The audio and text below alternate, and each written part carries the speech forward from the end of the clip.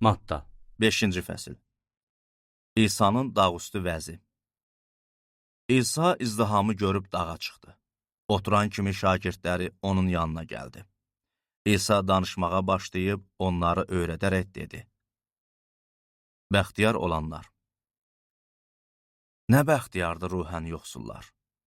Çünki səmavi padşahlıq onlarındır. Nə bəxtiyardır yaslı olanlar. Çünki onlar təsəlli tapacaq.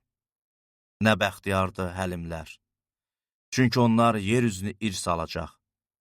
Nə bəxtiyardır salihlik üçün acıb susayanlar. Çünki onlar doyacaq. Nə bəxtiyardır mərhəmətli olanlar. Çünki onlara mərhəmət ediləcək. Nə bəxtiyardır ürəyi təmiz olanlar. Çünki onlar Allahı görəcək. Nə bəxtiyardır sülh yaradanlar. Çünki onlar Allahın övladları adlanacaq. Nə bəxtiyardır salihlik uğrunda təqib edilənlər. Çünki səmavi padşahlıq onlarındır. İnsanlar mənə görə sizi təhqir eləyib təqib eləyəndə, yalan söyləyib sizə hər cür böhtan atanda siz nə bəxtiyarsınız. Sevinin və şadlanın. Çünki göylərdə mükafatınız böyükdür.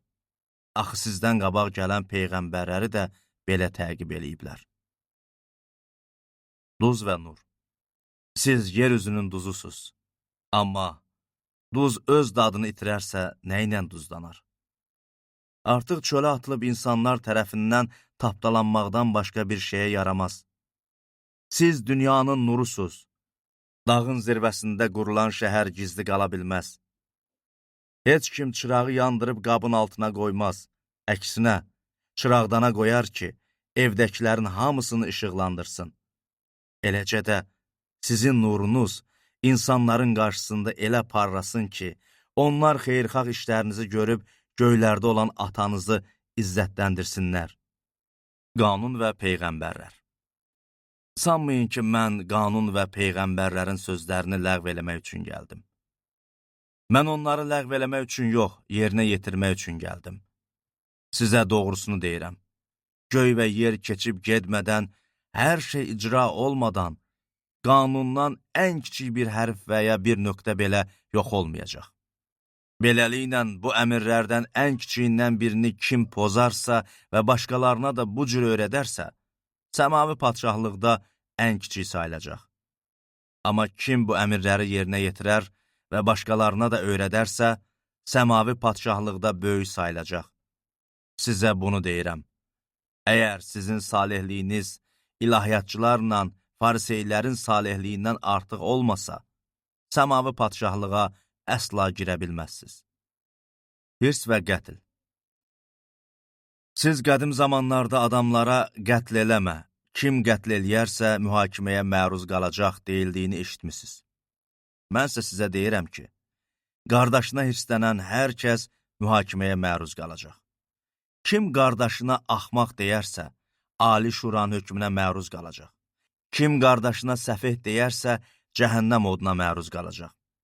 Buna görə də qurbangah qarşısına qurbanını gətirdiyin zaman yadına düşsə ki, qardaşının sənə qarşı bir şikayəti var, qurbanını qurbangahın qarşısına qoy get. Əvvəlcə qardaşınla barış və ondan sonra gəl, qurbanını təqdim elə.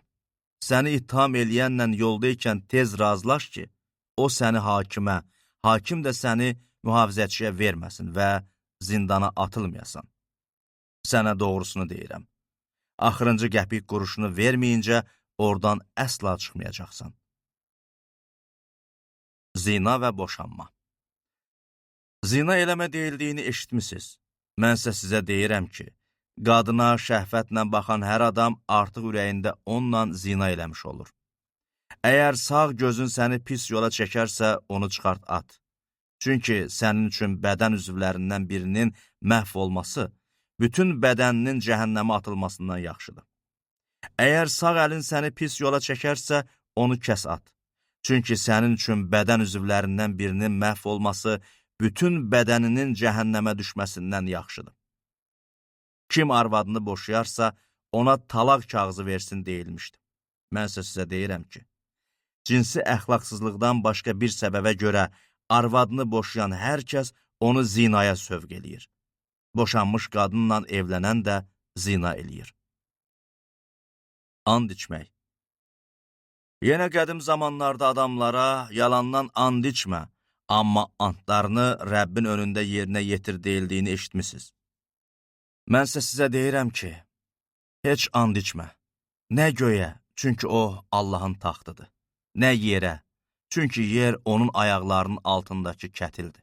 Nə də Yerusəlimə, çünki ora böyük padşahın şəhəridir. Başına da and içmə.